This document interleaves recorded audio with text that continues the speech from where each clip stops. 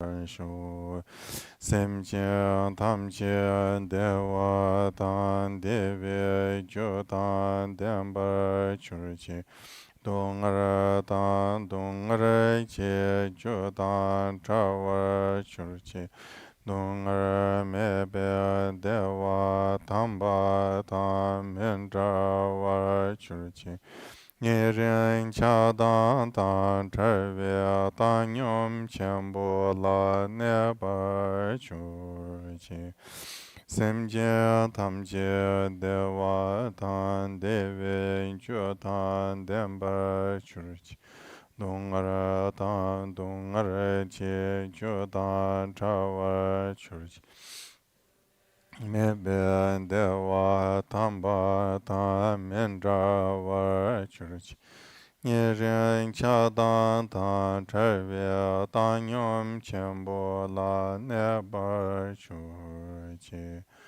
Semje Tamje Dewa Tan Devi Jodan Demba Churchi Dongara Tan Dongara Che Jodan Chawa Churchi Dongara Mebe Dewa Tamba Tam Mendrawa Churchi Niren Chadan Tan Charve Tan Yom Chambo La Neba Churchi Chum Den Den Jambe Yang Lai Chan Ca Loi Kan Ge Lu Dren Jim Nye Zhen Zhe Nye Tara Nam Da Rab Sarve Chi Nye Tun Gun Chi Che Si Chi Ni Che To Kara Le Bam Zen Kanda Sebe Tsar Ma Ri Mun Tum Dong Re Che Serve Rozo Kyun La Puje Tar Tsen Yen La Zhu Ju Yang Den Song Zhu Dar Che Zhu Nyu Mu Nye Long Le Che Cha Zhu Zhu Se Chen Ma Ri Mun Se Dong Re Nyu Gu Qin Nye Jun Ze Ra Zhe Nam Dune Ta Chen Sa Ju Tar Sun Yun Den Lu Zo Gyar Se Tu Yu Gu Zhu Cha Ju Ta Ju Ni Jian Zhe Da Lu Mun Se Ren Jian Bei Yang La Du Zhe Den Ju Jie Chen Ra Bu Si Ri Qi Da Lu Den Mu Mun Ba Rab Sa Ren Ga Dan Den Ju Xiong Lu Dou Ba Ye Lu Zhi Bo Bei Nang Wa Zar Du Song.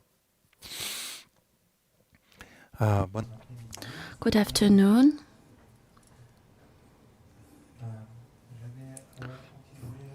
So I will continue to talk. I will continue this morning's session, this morning's teaching.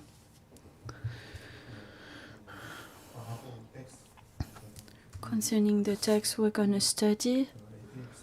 So we saw where that text was coming from. So that text belongs to the great vehicle. So it's essential first to present, to introduce the great vehicle in order to understand better the general orientation of that text. So to present, to introduce the great vehicle, it's important to have a general view of Buddha's teaching. And this morning we had a look at the causality law, the karmic law of our actions and our becoming. We also here relying on Manjushri's teaching received by the great Sakya Master Satyakunga Ningpo about the 4 detachments. So first, this morning we saw the first point about if we are attached to this life, we aren't we aren't a spiritual practitioner. So through that affirmation, here we need to understand causality, the karmic law. And we also briefly talked about the 3 fields of knowledge or training, the one of discipline, contemplation, and discernment.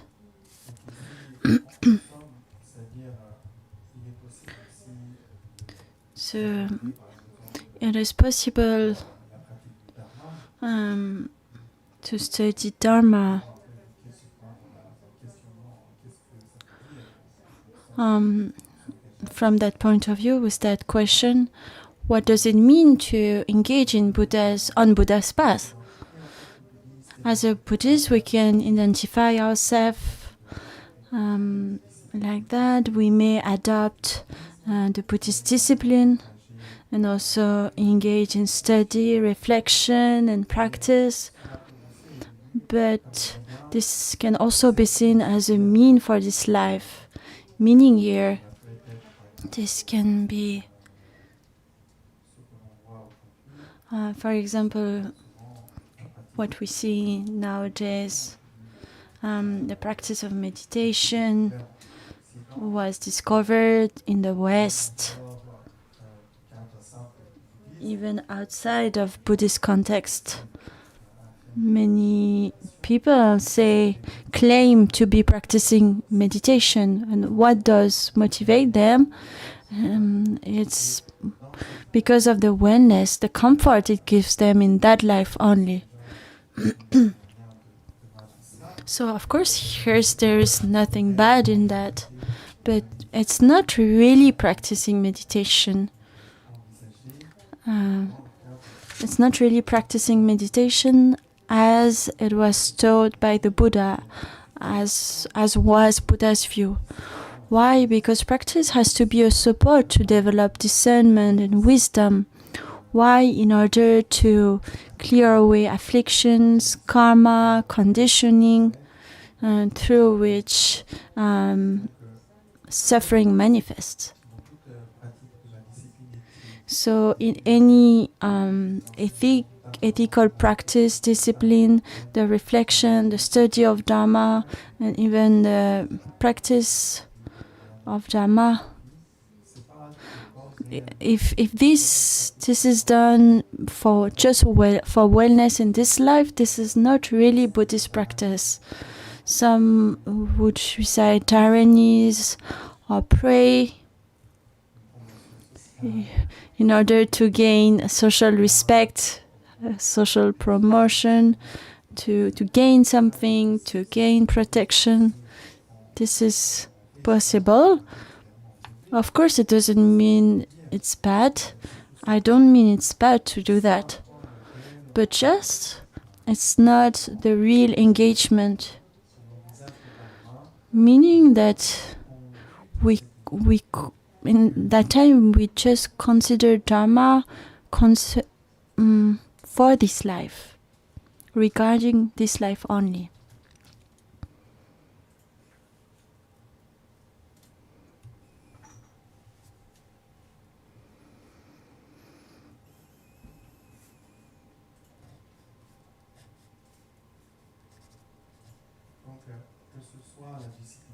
So whether it is ethical discipline, it's important to practice it in a genuine way.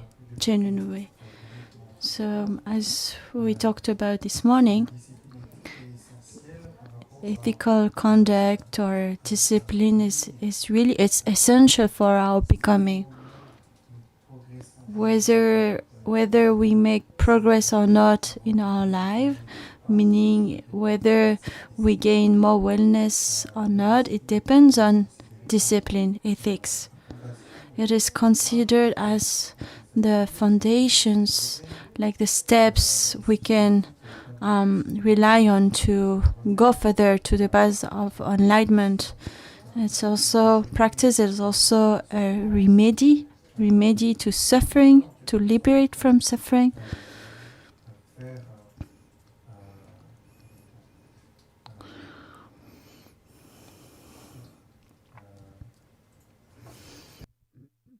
So somehow we can't save on the practice of discipline. It's something that is really necessary. However, discipline that takes root on attachment to that life is a discipline that is aiming to the 8 worldly dharmas. It's a discipline practice with discrimination, meaning, oh, I'm good, I have a good ethics, a good conduct, and those who don't have it, we develop for them. Sometimes we can see that in other religions, some people have think they have a good ethics, and they despise others who don't have this. So this is not a genuine discipline. The genuine way of practicing discipline. This can be source of jealousy,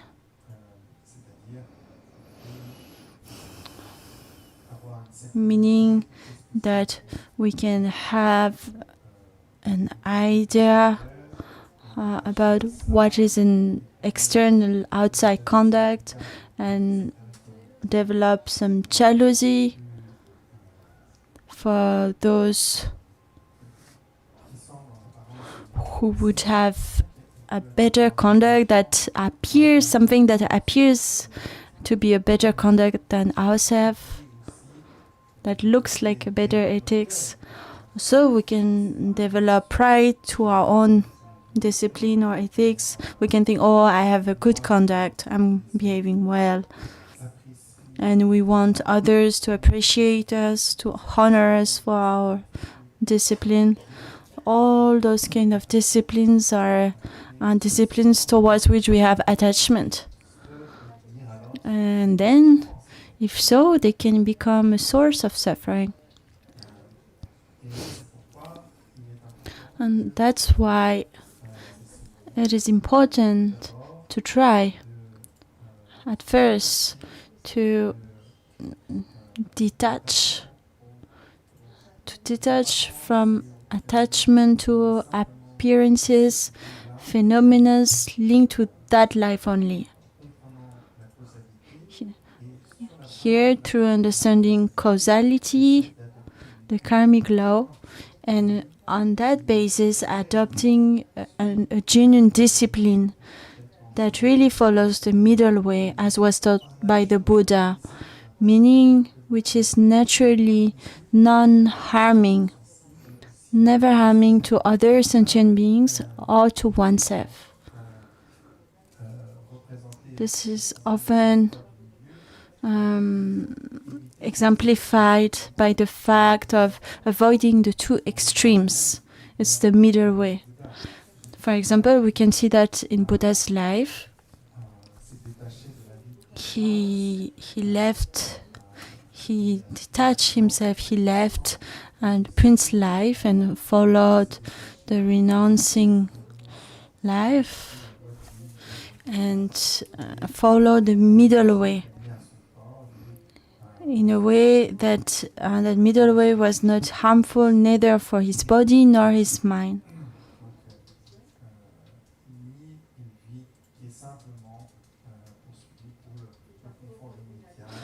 It was neither ascetic nor to attach. He followed the middle way. He was not caught into distraction and all.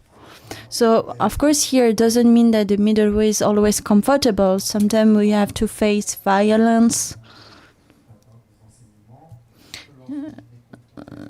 And it's important here that to understand that when we have to face violence, we shouldn't answer with violence. We don't answer to violence with violence. Here it's the ascetic implied practice. If someone insults us, we don't insult him back. If someone hits us, we don't hit it back. And doing so, we can end violence. if we answer to insults with other insults and violence, it will just go crescendo. It will just get worse, and it will just lead to destruction. One self-destruction, others' destruction. So here the small suffering would be to accept, to endure those little difficulties. And doing so, we can avoid much bigger difficulties.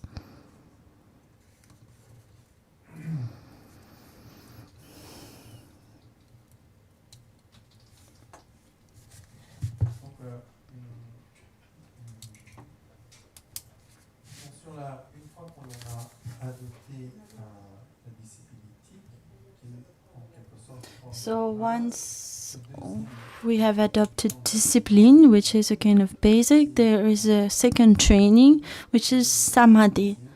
And then the third training is prajna, discernment. So usually we would probably rather start with discernment, prajna, or wisdom, and put it into practice. Reading, receiving instructions from masters, listening, reading, meeting different situations where we can learn.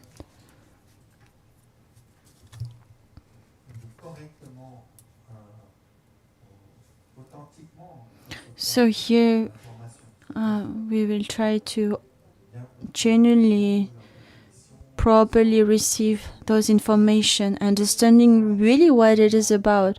What does it talk about? What are the different points? Here the understanding is really important. It's important to have a writer. It's not about ordinary things like someone who show which way to go to Saint Leon, but it's about the true reality. So the part where we listen is not just Dharma's history or archaeology. It's not neither the study of language and all. Those are auxiliaries. They help us. But here we mean the instructions about reality, which show us our confusion, our illusion, what is illusion, what is confusion, what is the origin of suffering, what is the cessation of suffering, how we can get rid of ignorance, afflictions and all. So it's very practical instructions that are transmitted. Here's the subject. It's important to understand that. And then through our own analysis, our own observation, it is important to directly observe and discriminate all those different points. So here reflection and analysis brings us to a more concrete approach. True approach. So our understanding is not just something we learn from other, but it's something we acquired by our own analysis. That acquired understanding is a support to training in wisdom. And in that framework, we talk about samadhi. Meaning here, ordinarily our mind is constantly disturbed, agitated. And if we take some time to observe our mind, we can see it always goes from thought to thought, from confusion to confusion, from artificial thing to other artificial things, or composed things.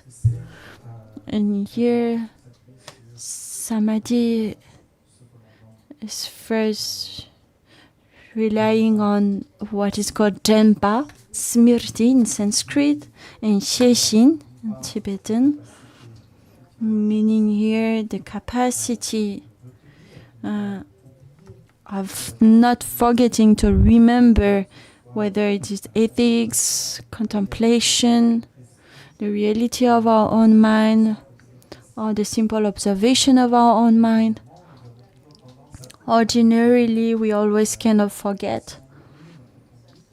For example, if we forget the right conduct we should adopt, then we won't adopt the proper discipline, and then we will engage in non-virtuous actions. Why? Because we forgot what shouldn't be done, what should be avoided.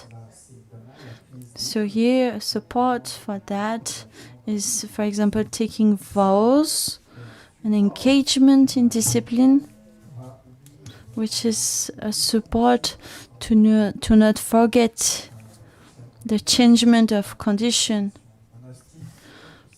For example, those who take monk vows, it's a support for remembering to not forget our ethical conduct. So if ourselves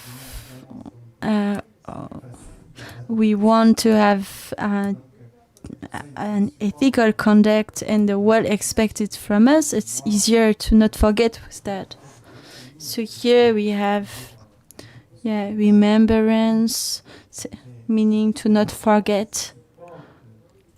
It's very important. It's the support of any progress. There is no progress possible if you're always distracted, dissipated, because all tendencies, all affliction that have been so much cultivated are here in our mind stream, and they rise. And they rise as soon as we are facing an attracting phenomena. We will have desire. As soon as we get what we want, we are attached to it. We don't want to be separated from that. As soon as we are facing a unpleasant phenomena, we feel rejection, hostility, hatred to that, and we express violence. And all this is due to tendencies, what we can call tendency, meaning a capacity to act in a certain way. We are under the power of that way of behaving. Why? Because we have so much behavior like that. It has become our habit. It's something usual. If we ever want to change, we need to be aware of that reality and have smriti support. Means remembering discipline, remembering how causality works, what is beneficial, what is not. And as soon as it is here, this remembrance is here. For example, as soon as we remember the proper conduct rules, whether it's Praktimoksha vows, bodhisattva vows, or samayas in the Vajrayana framework, there is a real possibility for progress. There is here in remembering, there is a quality that allows other qualities to rise. Here, one of them is called Sheishin, which is translated in different ways. Sometimes it's just translated as vigilance, but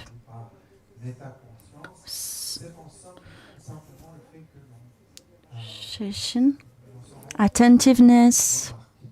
It means, or alertness, it means that we notice. It's about noticing. Watchfulness. For example, if we have that habit to aggressivity,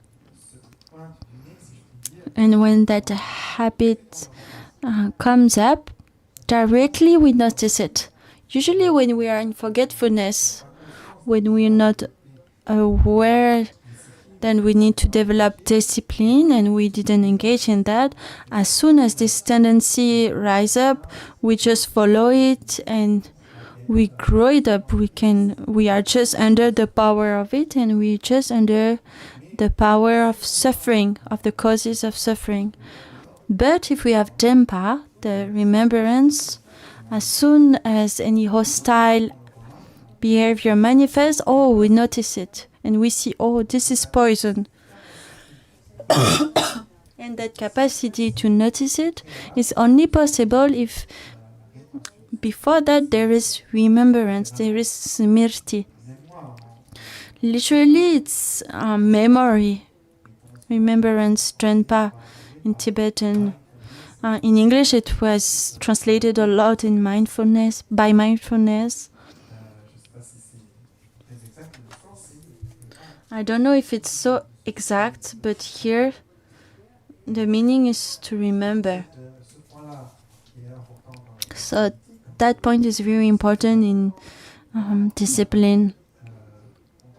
And it's very important in the contemplative practice, meditation. Because samadhi is possible only when mind remembers the object of concentration. If they are not linked, we are in distraction. What is distraction? It's we always forget. Meaning we remember something and right after we have forgotten it. And we think about something else. Or ordinary consciousness kinds of selects and deselects or unselect. Again, select and unselect. So selecting, that selection can be a thought, an idea, an object of senses, a sound, a visual object. Constantly we are jumping from a thing to another, and there is a kind of forever agitation. So the quality, the potential of mind is constantly disturbed or stopped by that forever agitation. In our modern world, it's multiplied by multitasking.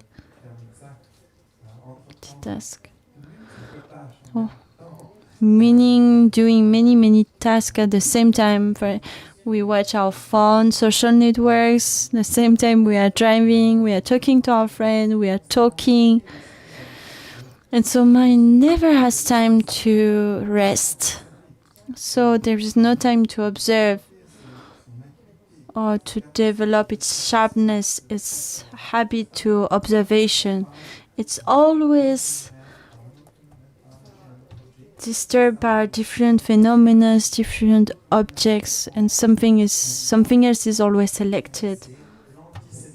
So Denpa is the anti-selection, opposite of selection, meaning once you have selected, you don't unselect. So it's the capacity to not forget the object during the contemplative practice. And here the object is a virtuous object. For example, in the training, it's any object that is given according to the instructions of a master, and in particular reality, meaning observing reality, observing what is not observable, the non-self, emptiness.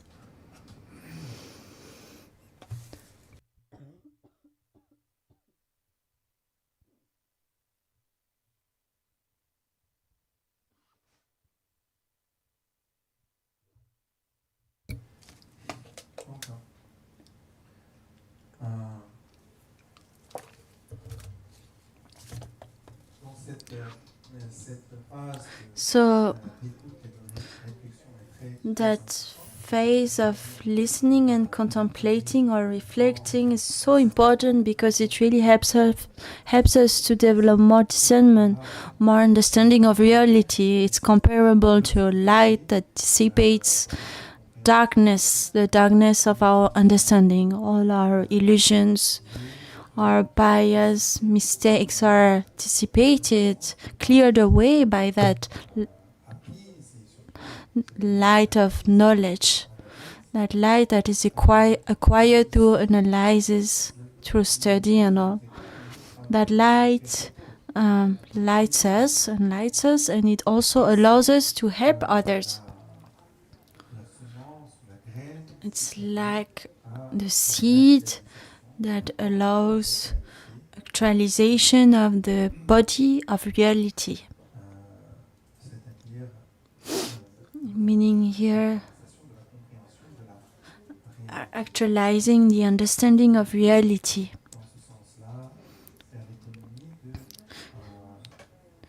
So here we can't save on hearing the teaching and reflecting. And even here, in that effort, it's possible to follow listening and reflection with an attachment to that life. In that case, it becomes cause to develop pride, because I can think, oh, I studied so much, I studied with that master, I have that much knowledge, I know better than others, or through my knowledge, I can earn money, I can make a living, and to be attached to fame, to any fame or glory it is giving. So this is a kind of inferior way of studying and reflecting on Dharma. That kind of behavior brings also to jealousy, because we can be in rivalry. We have jealousy towards those who know better than us. There is rivalry with those who have better success than us. So the knowledge doesn't go beyond attachment to that very life. And it's a practice that causes suffering, basically. And it brings us to follow the 8 worldly concerns.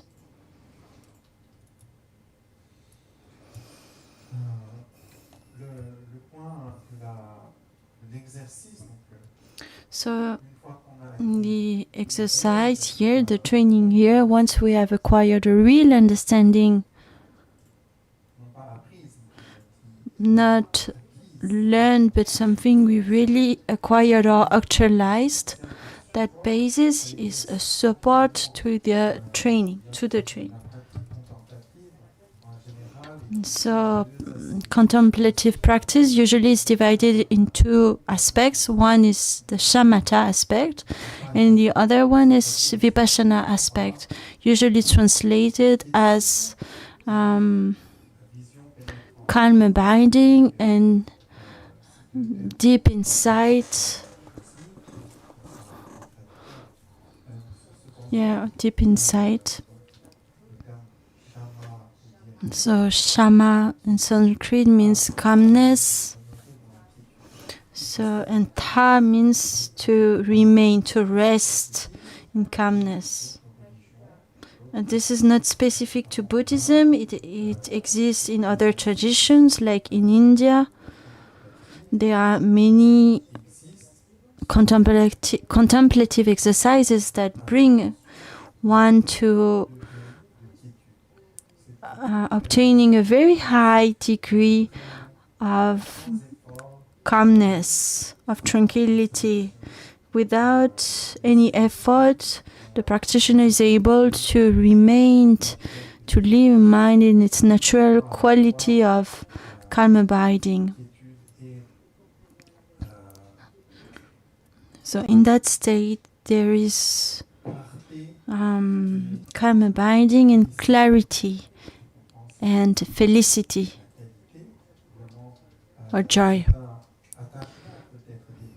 So maybe in there some attachment can be developed to some of those aspects. So in the Buddhist framework, some are more focused on the clarity, some more on felicity or joy, some more on calm abiding. And in Buddhism, we talk about the middle ways, meaning free from the two extremes. One extreme is agitation.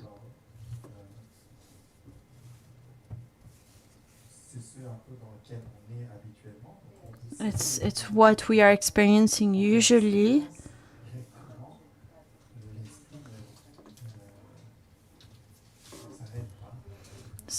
Meaning you can experience it yourself. Your mind doesn't stop. One thought follows the other. So it's the manifestation of agitation. And here in calm abiding, mind can rest peacefully without any agitation and without neither being stopped, meaning like mind will be stopped, interrupted. Mind capacity remains full, but mind is not under the power of its own afflictions, habits, past actions. It can focus on any object as long as it wants to, without any effort. So the middle way here is free from the two extremes, so the one of agitation from one hand, and then the second one that you may encounter is the opposite of agitation, meaning dullness, the absence of consciousness. It's like if your capacity to perceive are dull, are heavy, you can't see well. Your mind can be calm, but it's not clear.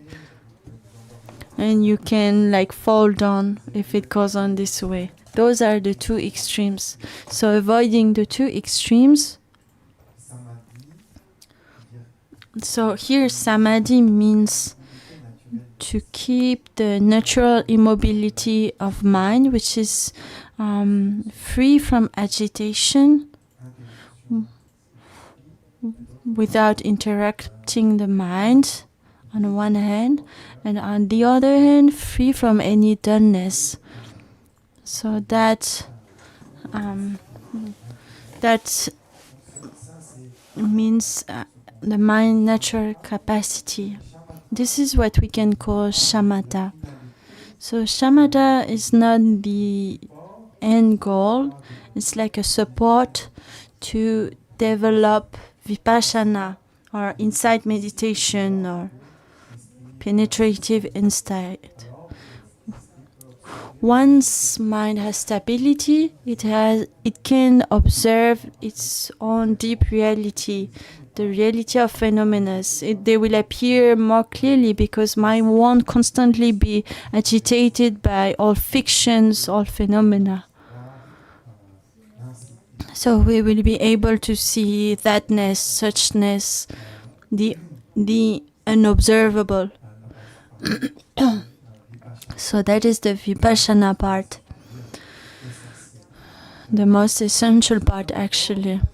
So vipassana first is, of course, a conceptual exercise. So just to finish with shamatha alone, if it's not associated to vipassana, cannot clear away ignorance. It won't allow us to be free from conditioned existence, samsaric existence, characterized by suffering. So in shamatha samadhis, when we attain some high levels of samadhi, the most gross manifestation of suffering are gone. They don't manifest, but the suffering linked to conditioned phenomena is still there. It's a neutral feeling, but it's still there. It's still there even if the mind remains in calmness. Why? Because at that time, mind doesn't discriminate reality as it is, so ignorance is still present. So when the strength or the power that maintains us in calmness goes away, then all the habits of ignorance will manifest and suffering will go on, will possibly go on.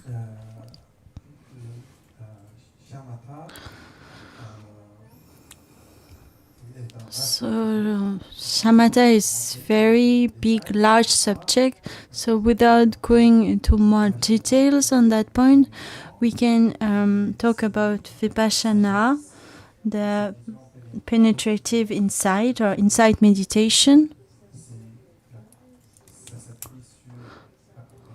So it relies on the understanding of penetrative insight as taught in the Shravaka, Pratyeka, Buddha or Bodhisattva Yana. In each of those vehicles, there are distinct differences.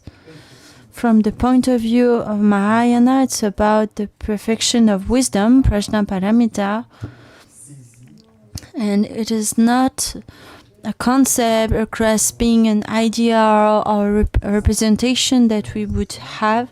It is just seeing reality as it is, as it has always been, reality of mind, and observing that reality in a non-dualistic way, without observing a subject and an object. So a partial understanding of that point takes place in the teaching of the non-self, understanding that there is no ground to self-grasping. Just on the basis of perceiving something, we assume there is a perceiver and a perceived thing. We think there is a subject that perceives, that subject is one and permanent, and that it's I. But that I, when we look for it, examine, analyze in each and every part of ourselves, we don't see any corresponding thing. There is no mind or anything that could be an I, a real I. So seeing there is no I, through that analysis, we can escape from rebirth, the rebirth cycle, and attain nirvana, the beyond of suffering. And therefore, we can completely liberate from dukkha. However, from the Mahayana point of view, then the understanding as well is not a full understanding of the perfection of wisdom. This is what we call the view sometimes, whether it is the non-self or emptiness. All those things follow the view, also called prajna, wisdom. So this follows the middle path. It avoids the two extremes. So one extreme is nihilism, so-called nihilism, and the other one eternalism. So I may need to explain those two words briefly. So the first view, nihilism,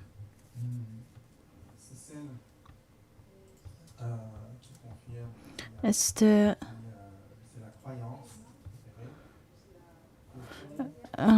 so the nihilist view is the belief that at the end there is only this life. And what we called consciousness or mind is it's nothing. It's just when body dies, it disappears. Also, it's destroyed. And what we call the mind or consciousness today is just the fruit of that body. It was not there before. It's the view that it was not there before, that it comes from nothing. It's that kind of thoughts, that kind of concept. Here there are a variety of different thoughts or different doctrines. It's a view which is focusing only on this life, which rejects the importance of causality of becoming. Causality is only important for that life. This is the nihilistic view. And the other extreme view is the eternalist view.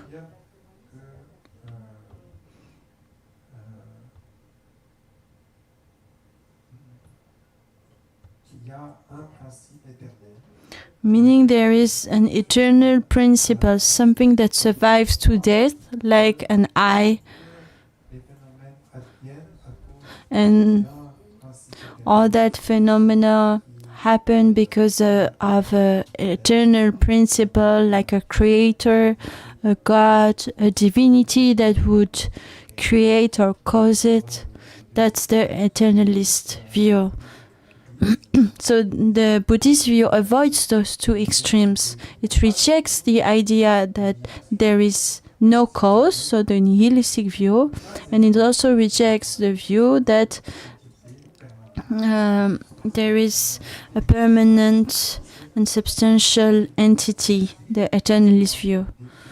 Because for the Buddhist view, what is impermanent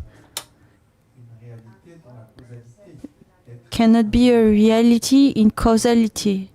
It can't be what's something permanent can't create something impermanent. Something that has a beginning, a middle, or an end, that's something that depends on causes and conditions. Something internal or permanent is something fixed, something which is kind of blocked. It can't be something else than itself, because it's permanent. So to produce something, it requires an action. So therefore something eternal cannot create something impermanent.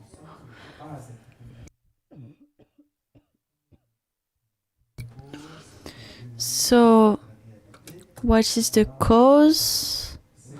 What is the becoming of reality? It's the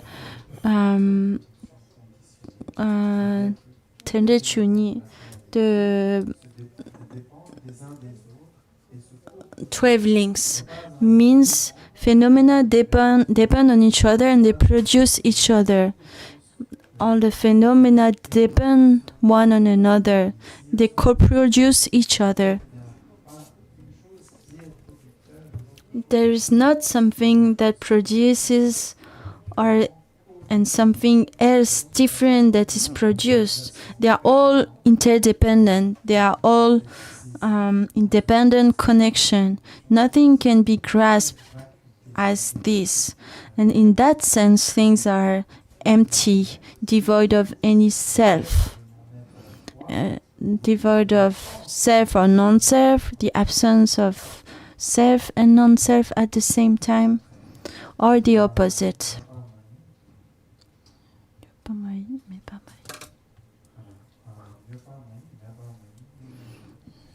They are neither existent nor non-existent, nor both existent or non-existent, nor neither existent nor non-existent.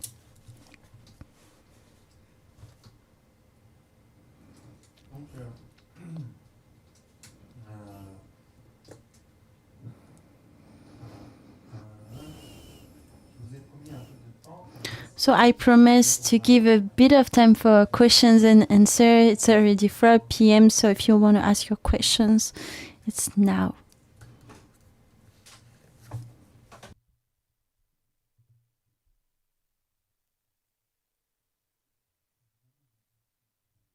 If you have any, of course.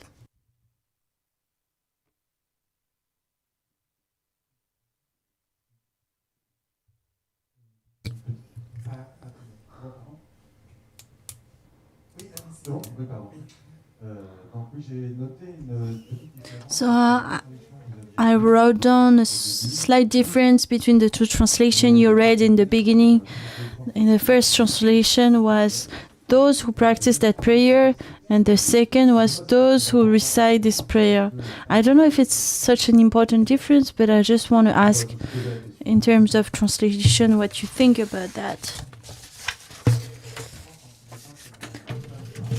I think in Tibetan it's the verb tamba, which is closer to reciting. So when we will get to that part, we will look at it more precisely.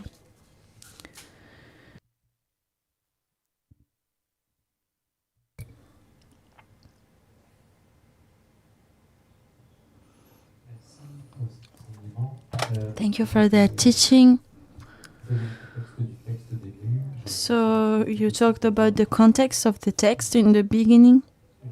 I want to know if it's possible to have any reference to which we can turn to in order to come back on what you said, especially on the biographical elements. For example, the different name of the sutras in Sanskrit, in Tibetan, because it was fast and I couldn't write it down.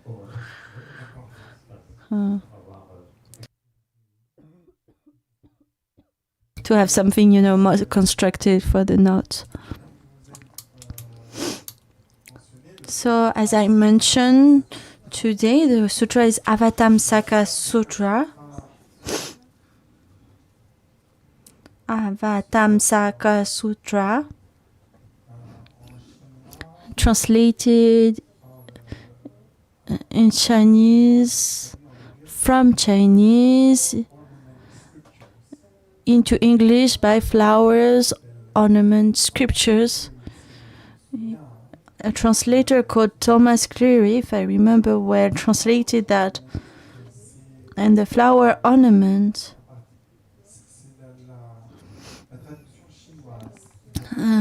Flower Ornament Sutra, is translated from Chinese. I think the flower word doesn't appear in Avatamsaka from Sanskrit. So it may be a way to understand and to introduce the text in Chinese. So English translated this way. Another translation for Avatamsaka Sutra given is the ornaments of the Buddha. Because it's the Buddha Avatamsaka Sutra, that's the full name. When we say Avatamsaka Sutra, it's just the abbreviated title. The full title is Buddha Avatamsaka Sutra. So it's a very long text, a long corpus of text. So the text we are studying here, the King of Aspiration Prayers, comes from the last part of Avatamsaka Sutra, which is a sutra by itself and called the Gandavyuha Sutra. So in Tibetan, Avatamsaka is called Dosangye Palpoche. Dosangye Palpoche, Buddha Avatamsaka Sutra. And Gandavyuha is Dombo Keba. Dombo in Tibetan is like the trunk of a tree.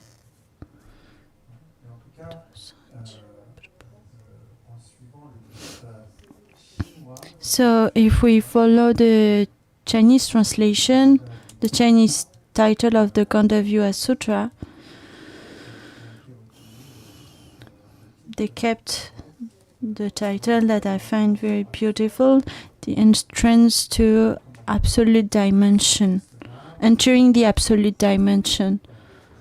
So that's the journey of Sudana to 53 different masters. He encounters different masters such as Manjushri, different monks, nuns, even a prostitute that is a master actually, from different social classes, and one important character in the text is Vairochana Buddha.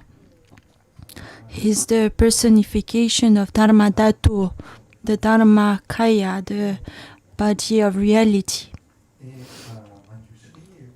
And Manjushri is important there, as well as the bodhisattva Samantabadhra. So Sudana reaches enlightenment, and once it's done, he wants to give access to other sentient beings to enlightenment through Samantabhadra's aspirations that are presented here in the King of Aspiration prayers.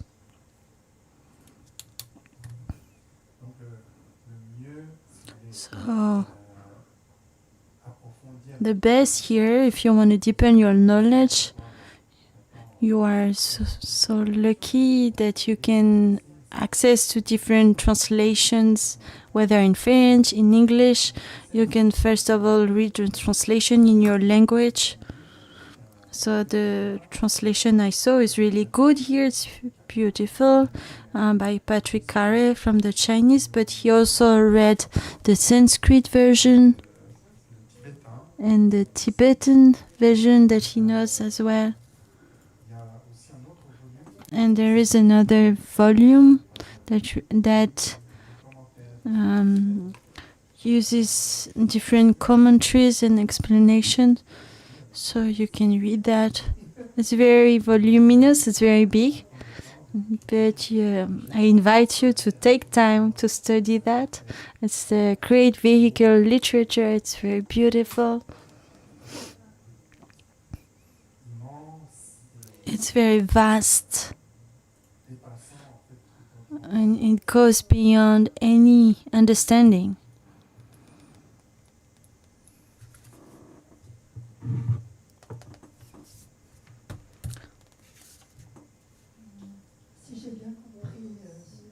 So if I understood well what you just explained, then what we usually even hear about meditation, we must first realize shamatha before being able to practice. In my experience, I feel those two are progressing together. For example, the more shine takes place, so the more mind calms down, the more I feel the conceptual understanding of the teachings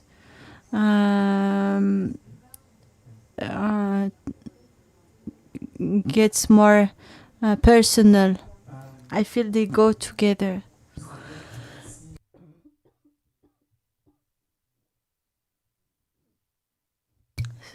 So here,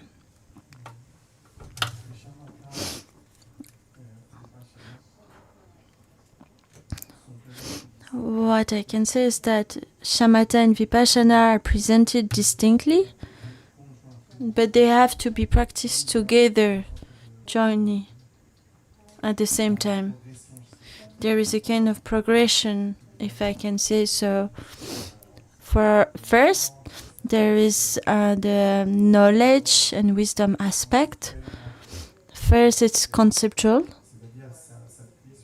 meaning it relies on references, representations, but that representation, in a way, aims to help us.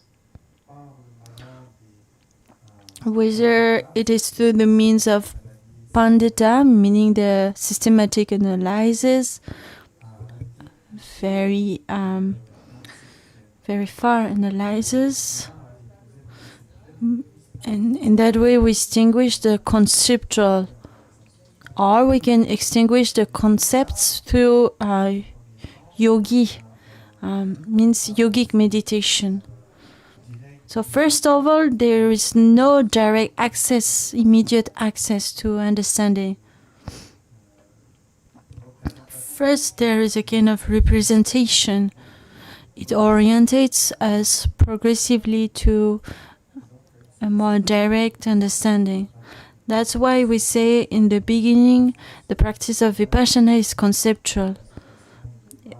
So here it means that there is a representation, a reference, an image, and slowly we will go over it. We won't need it anymore.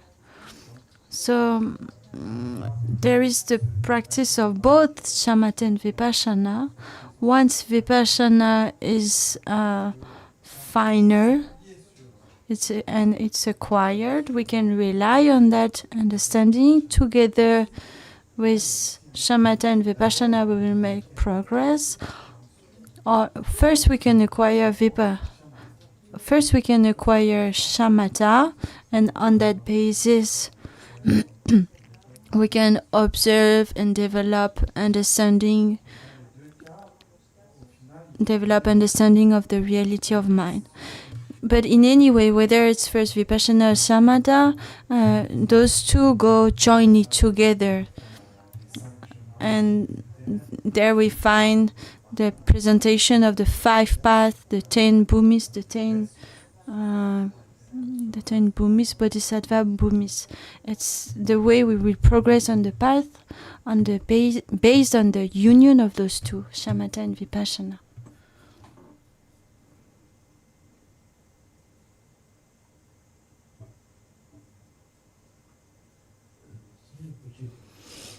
Thank you, Rinpoche, for your teaching. I was wondering, how come we take as a reference a Chinese translation? Why? Because it's the same text. We don't...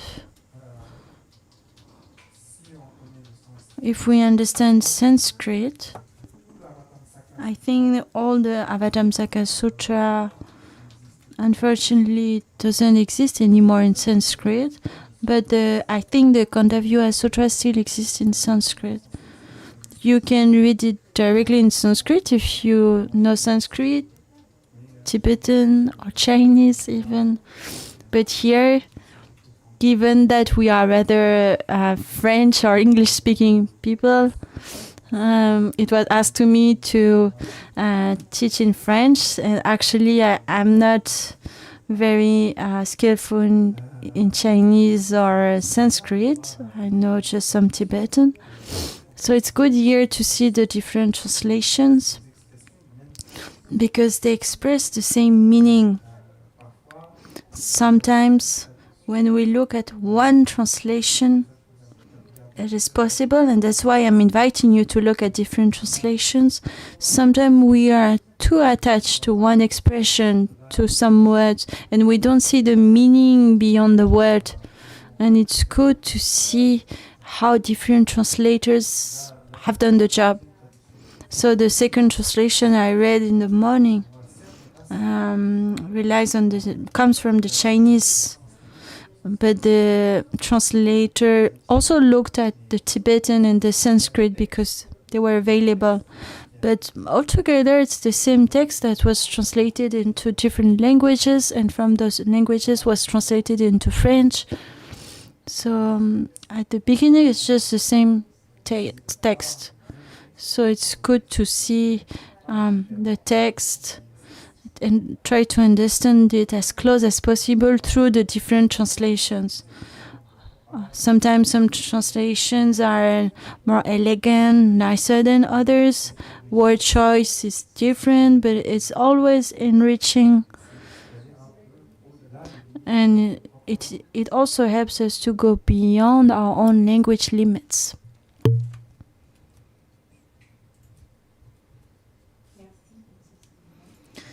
Thank you for the teaching. So here I wanted to ask you if it was possible to clarify, conceptually clarify, or advise me for practice. I'm going to try to talk as clear as possible. So I pray a lot. I like praying. So here when they say, if I translate directly from French, is I beseech with joined palms. So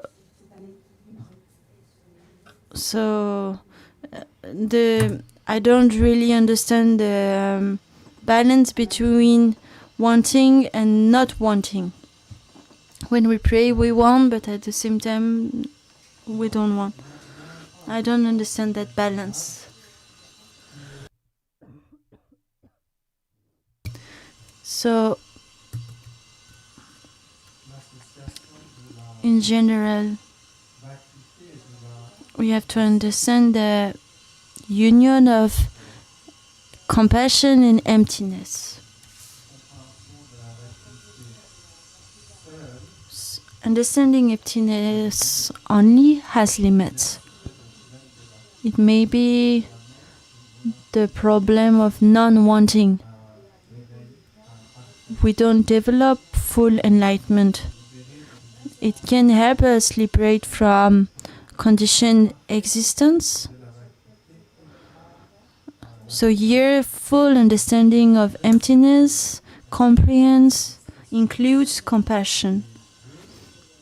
So here, that expression of praying or wanting expresses compassion. And that vow or compassion is even bigger, inextinguishable, and beneficial because it is inseparable from the understanding of emptiness. Here, the understanding of emptiness is in a stanza, meaning there is no will, like there is no I want. But beyond that, there is that wisdom that can manifest infinite compassion due to the facts of observing reality, thanks to observing and actualizing reality. So I think we must understand aspirations in that way, the vow or the aspiration for all sentient beings. So, of course, we will come back on that subject in more details later.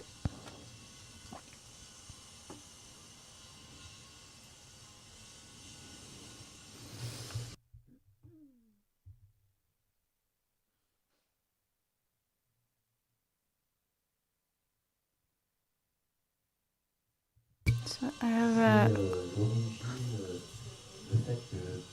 a question about origin. So we have a mind, we are facing duality. The origin of mind. What is the origin of my own mind? So, for example, concerning the path to enlightenment or separation.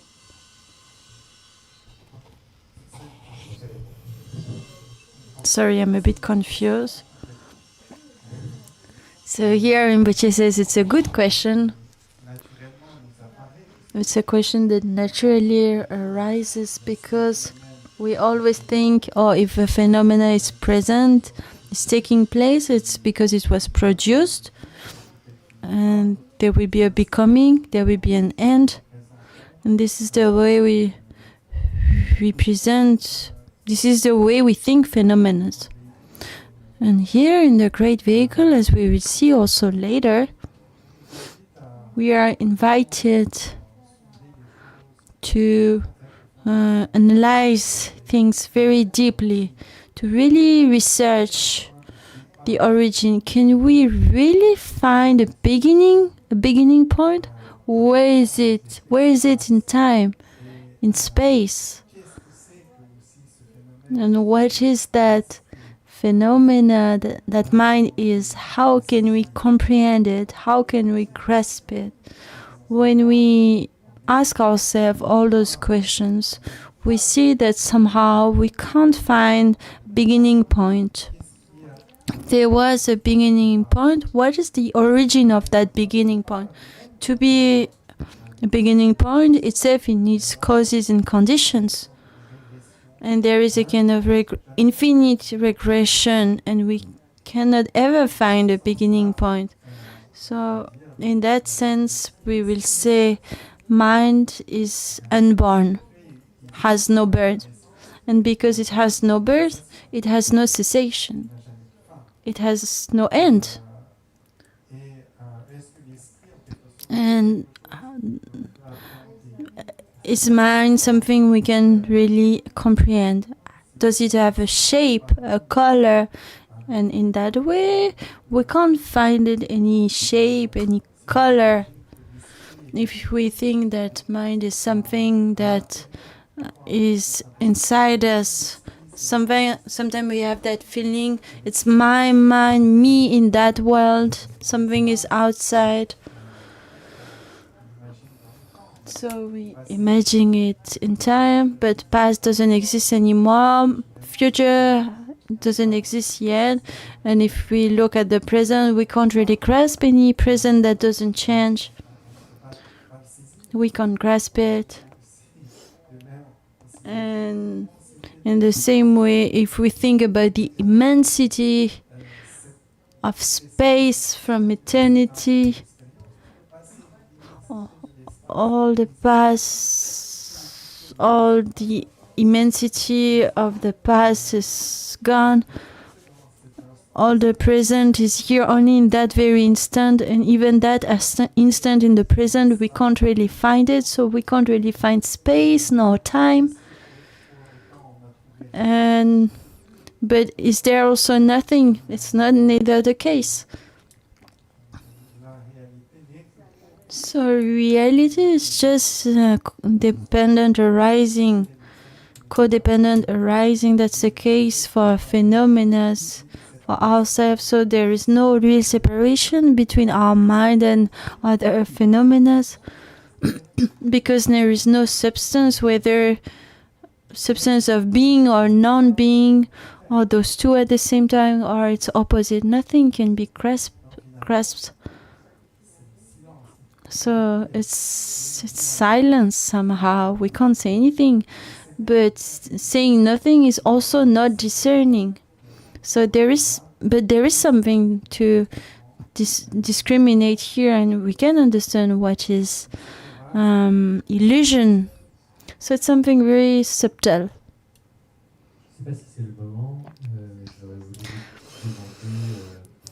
I don't know if it's the right moment. I want to ask a few instructions about the state of mind we should have while we recite that prayer. Personally, when I recite it, I'm most often shaken by very strong emotions. They make me feel good. I'm very touched. And sometimes I'm wondering what is to cultivate, what kind of state of mind we should cultivate while we recite that prayer. So here the most important, we'll talk about it tomorrow, it's bodhicitta.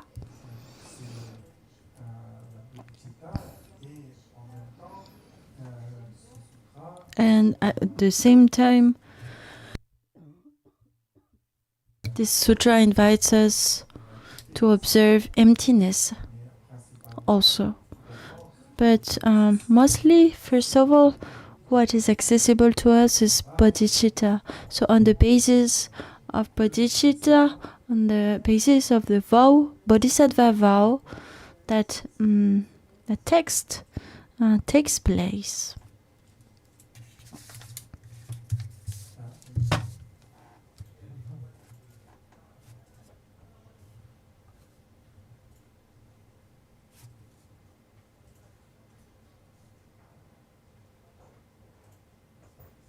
Me permet de relancer.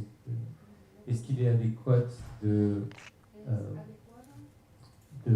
prendre la vague d'une émotion puissante? So, does it make sense to grasp the wave of a strong emotion? So, if I try to rely on what I understand of bodhicitta, something quite emotional, so does it make sense to cultivate that kind of state of mind?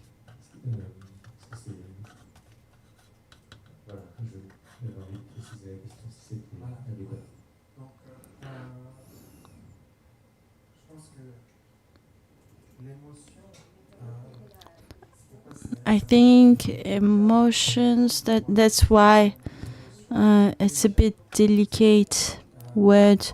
We associate emotions or affliction with klesha. Some emotions aren't negative, actually aren't bad. Some are positive, and they carry us to calmness, to serenity, to beyond attachment to oneself, to kindness and all. So it may be that we feel some choice with that. Some we can be very moved by those things, and that emotion, that feeling is not a goal by itself.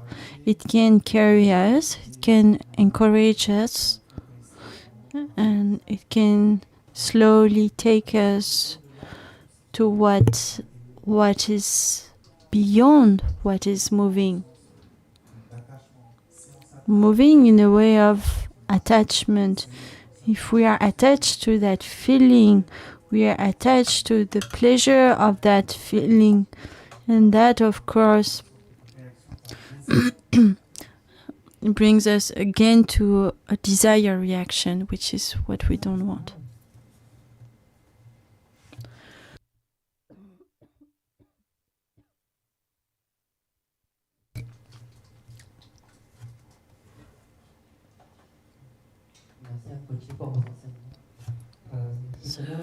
Thank you, Rinpoche, for your teaching. So just before you said the mind has no beginning and no end, and you also said that there is no internal principle. So is it is there a contradiction here, or how can we understand that? So I think it's a question. It's a good question. I think it depends how you understand the being. Eternity is linked to being, something that is fixed, blocked, that doesn't change. However, mind, we can't find being in the mind. So it can't be eternal in that way, that something would be fixed, non-changing. However, mind is emptiness, so everything is possible. Emptiness means all possibilities. Samsara, illusion, suffering resulting from ignorance. Ignorance is possible. And it's possible because there is no being by itself. There's no non-recognizing is a possibility. And recognizing is also a possibility. And in that case, there is freedom. So anyway, it doesn't change emptiness and codependent arising of phenomena. So there is nothing fixed or unmoving. It's something that was always emptiness, that was always codependent arising. That's reality. But if we grasp it by the being, if we grasping, seeing, oh, there is something that is emptiness, there is something that is being, then we don't observe it directly, we observe a concept, and that concept is kind of fixed because it's grasped. it's a kind of word play here, but it's important to really understand the way we reify reality. We give substantiality to things, we give things subject, object. So this is the way we work, but it doesn't correspond to reality. However, here it's about really observing reality as it was from the beginning, as it has always been.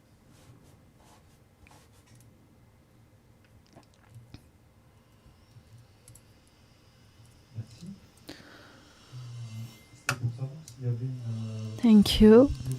I wanted to know if there is any visualization with that prayer and knowing how to rely on that prayer, because the concepts are so vast. Is there any visualization to do?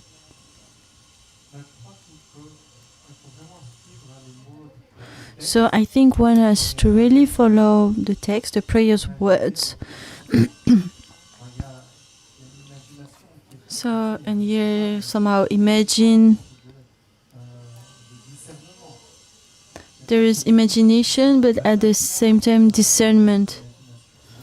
There is no attachment to imagination, but it implies some understanding of reality,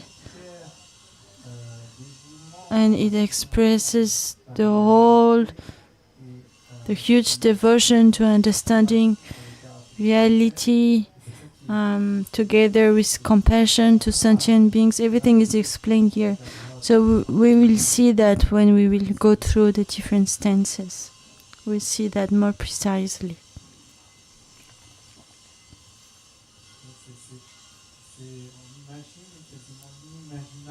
We kind of imagine the non-imaginable. Unimaginable. We kind of aspire, oriented ourselves towards that extraordinary immensity. On each atom of the universe, there are as many Buddhas as there are atoms. It's very hard to imagine.